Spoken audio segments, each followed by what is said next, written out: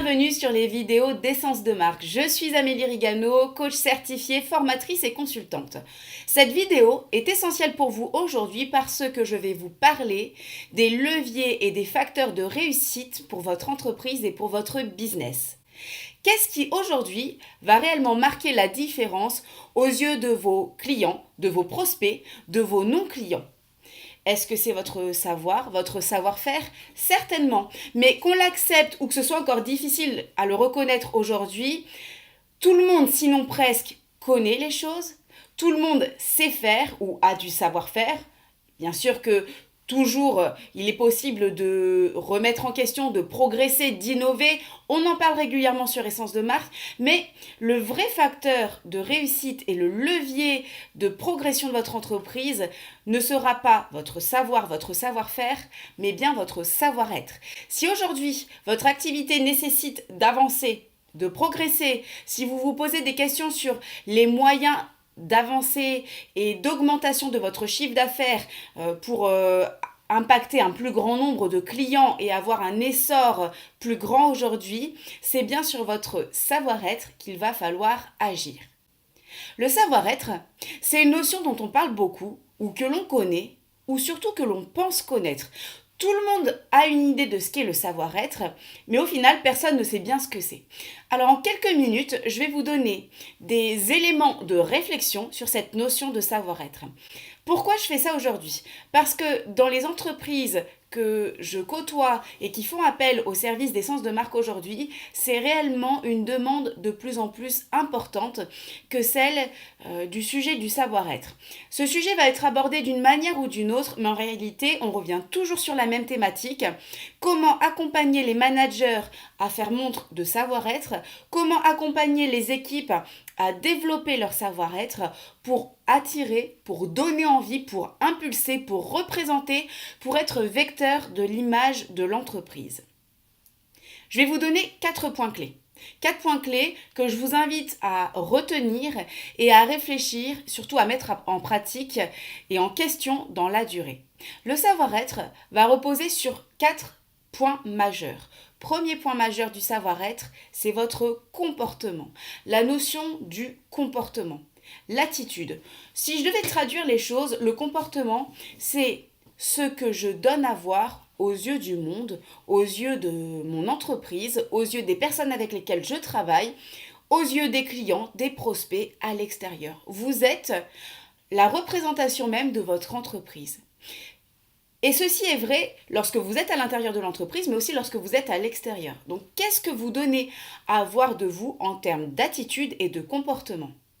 Si vous réfléchissez à ces notions-là, le comportement, là encore, c'est une catégorie très vaste. Qu'est-ce que c'est que le comportement ? Ça peut concerner la politesse, les bonnes manières. Ça peut concerner l'attitude et le respect envers le matériel, envers les locaux qui sont mis à votre disposition, le matériel technique qui vous est donné.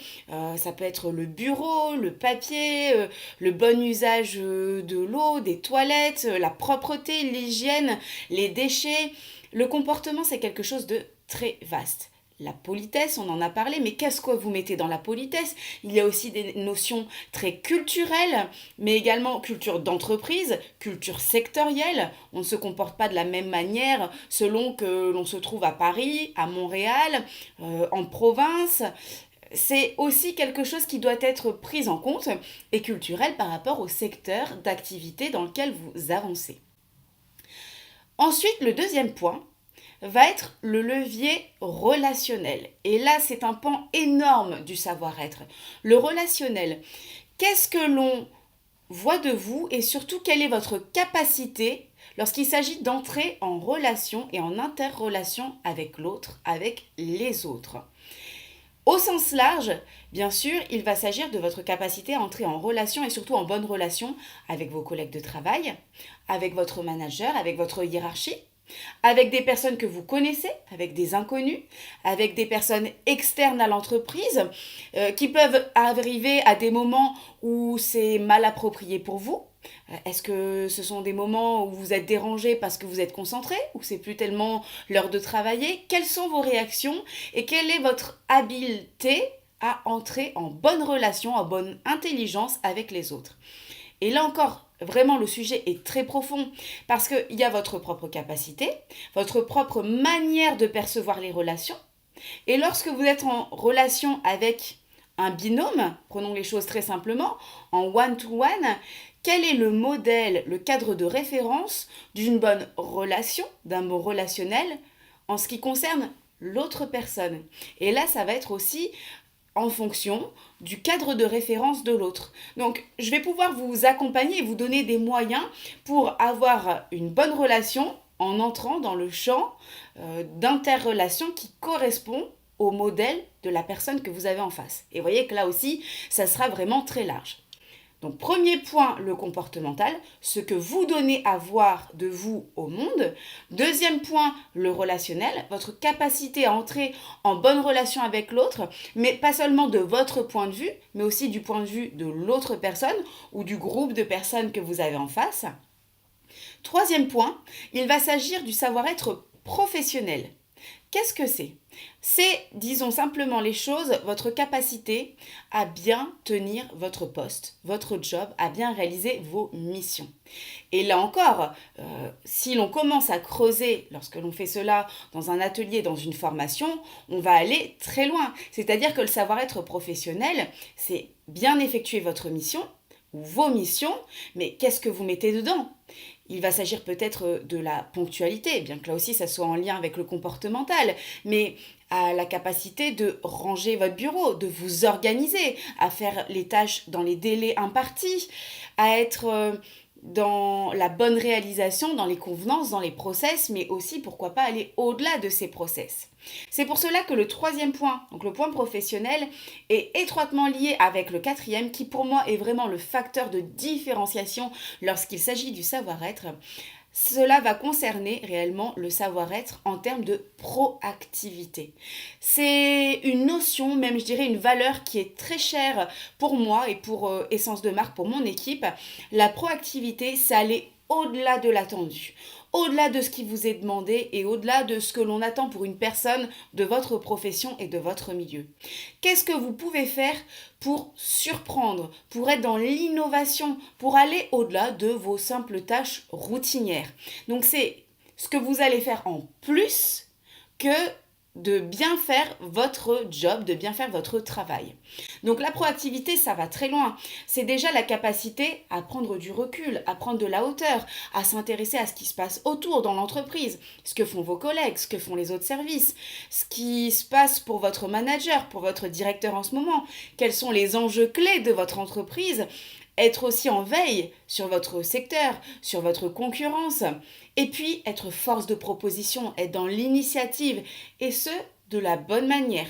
Parce qu'évidemment, il y a un sens. Il faut déjà commencer par bien comprendre son travail, ses missions, bien les effectuer, les ficeler, les cadrer, et à partir de là, prendre petit à petit du recul, de la hauteur, pour aller au-delà. C'est cela le savoir-être proactif.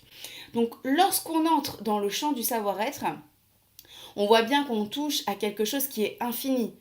Nul ne peut se prévaloir et se vanter ou se targuer d'être au sommet de son savoir-être, parce que c'est une notion qui n'est jamais finie, jamais aboutie. Donc réfléchissez sur quel levier allez-vous agir aujourd'hui. Est-ce que ce sera sur le levier comportemental, sur le levier relationnel, sur le levier professionnel ou en termes de proactivité. Fixez-vous des objectifs à la journée, à la semaine, au mois, à la période, en fonction du trimestre, du semestre, de l'année, mais soyez facteur de réussite en termes de savoir-être.